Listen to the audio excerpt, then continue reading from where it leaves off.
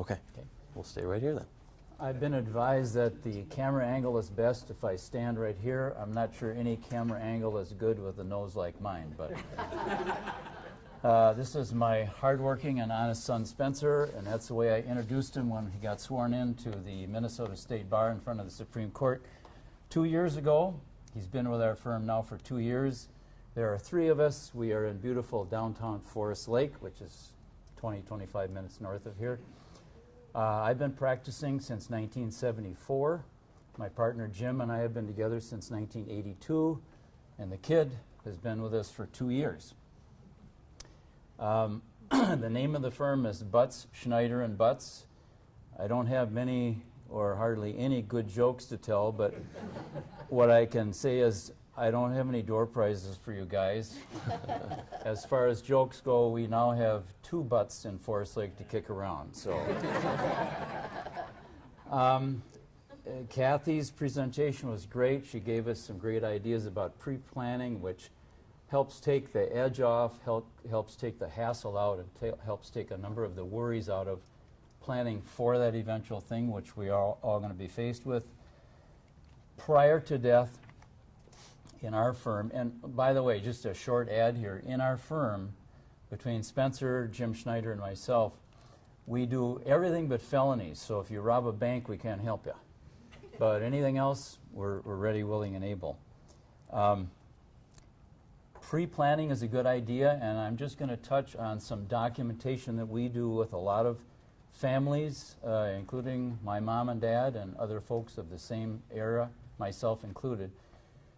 And that would include a business power of attorney, which handles business affairs, and also a healthcare power of attorney to handle healthcare questions and decisions in a non-terminal situation, and then a healthcare declaration, which covers healthcare decisions and authority in a terminal situation. I call it the 3-document package. Spencer likes to do it with a business power of attorney and a healthcare directive, which is what Kathy referred to here. But in any event, it covers all 3 areas. Business stuff, healthcare decisions, non-terminal situation, non-terminal disease situation, and healthcare decisions in a terminal situation. The business power of attorney is nice to have because it can help a family avoid what could be a pretty darn big expense.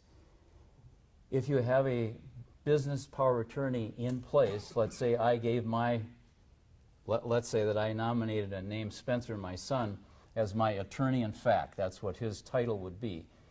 He would be able, under a business power of attorney document, to deal with banks, insurance companies, real estate companies, stockbrokers, with the courts, any kind of business matter at all, cashing checks, paying bills, making deposits, all that sort of thing. If I were to suffer from a stroke on the way out here today, and I'm 68, so that's always a possibility, but anyway, if that happened, and I had a business power of attorney signed before that happened, even though I had now suffered from a mental or legal incompetence, the business power of attorney is what we call a durable power of attorney, and Spencer would still be able to handle my affairs.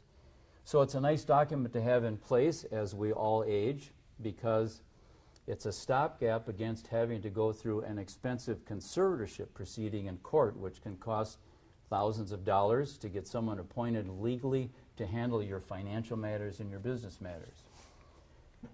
The second, and just a couple comments on the business power of attorney. You usually name 1 or more people to be your attorney in fact. You can name a first choice with a first successor if that person is unable or unwilling to act, and you can name a second successor. I don't think I've ever done the big cheese and then 1, 2, 3, but I've done the first choice and then the first and the second successor. You can name 2 people to be co-attorneys in fact, where they're yoked together like the 2 of us, and we would have to act together. Or you could name 2 people on the same plane and say, either he can do it or I can do it. So those are your options typically under a business power of attorney. You can, in that draft of that document, you can allow many powers or you can restrict those powers. I have a copy of the statutory form here. By checking off various boxes, you can allow your attorney-in-fact to take care of personal property matters, bonds, banking, business operations, insurance, beneficiary, gift transactions, claims and litigation, including court proceedings, benefits from military service, and also have access to business records and reports, that sort of thing. So it's a nice document to have in place. In a power of attorney, in a business power of attorney, you can authorize the attorney-in-fact, and I'm going to pick on Spencer again, I could authorize him to make gifts to himself or to any of you of my personal property. We usually allow that if there's a close family member involved as the attorney-in-fact. If not, then we usually restrict that power. Typical power of attorney like this one, you can either require or not require the attorney-in-fact to do an annual or quarterly or monthly report as to what the attorney-in-fact is doing with your stuff. Most people do not require an accounting.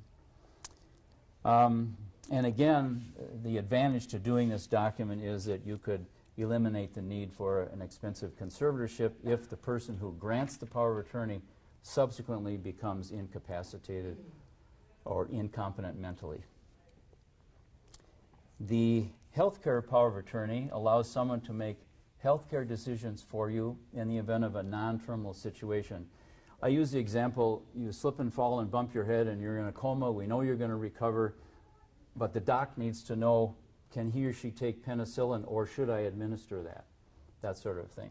So the healthcare power of attorney allows someone to step in for you when you are unable to communicate your wishes to your treating physician and make those decisions.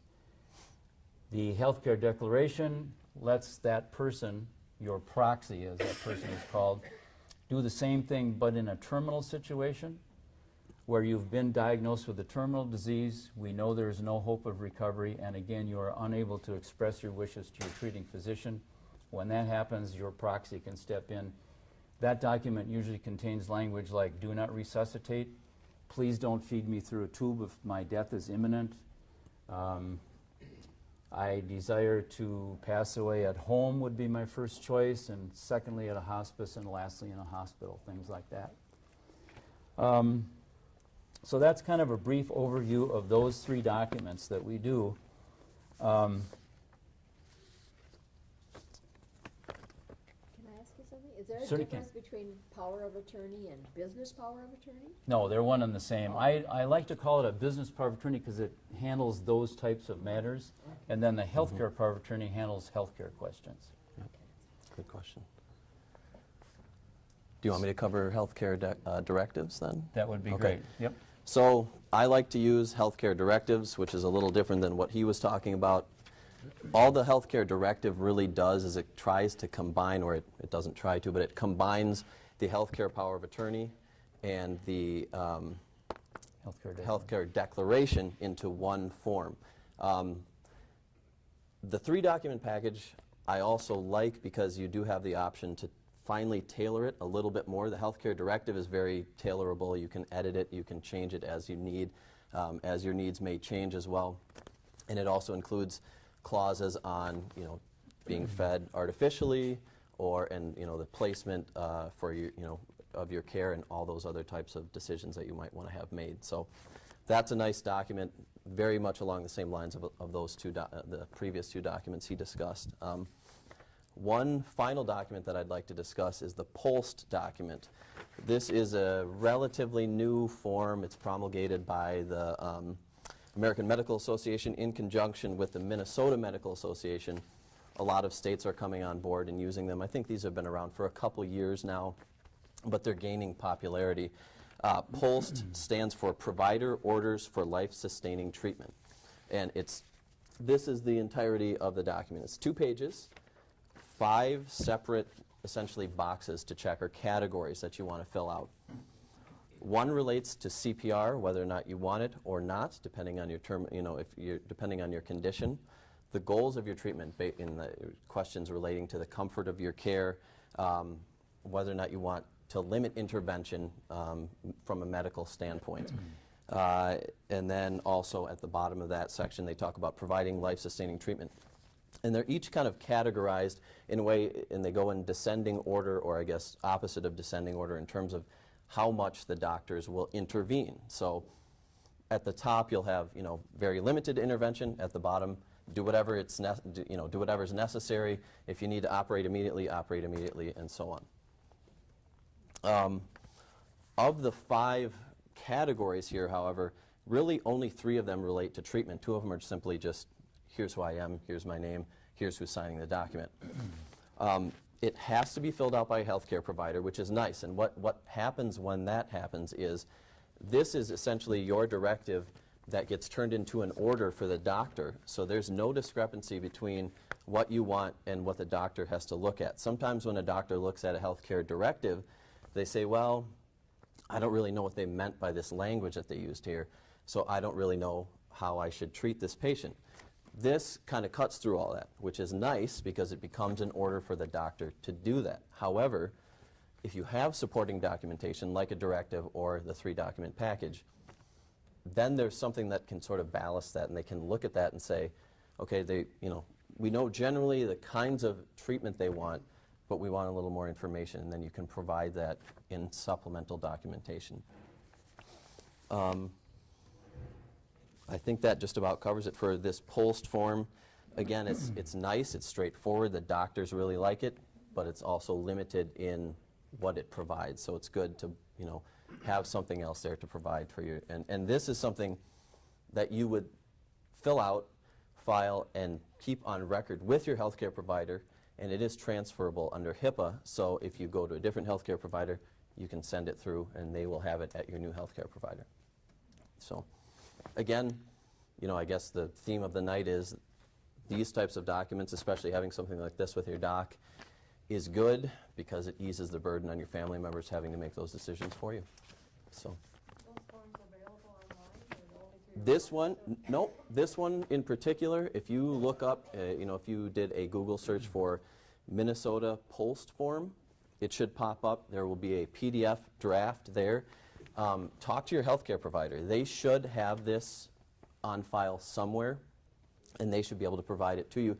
It's a good idea to fill this out with your doctor because a healthcare provider has to fill it out. I couldn't fill this out for you. Your doctor would have to do that. So, and that's why it becomes an order for them to do, to do what you ask. So. Is it P-O-L-S-T? Yes. That Yep. right? That's right, P-O-L-S-T. Yeah. POLST. Yeah.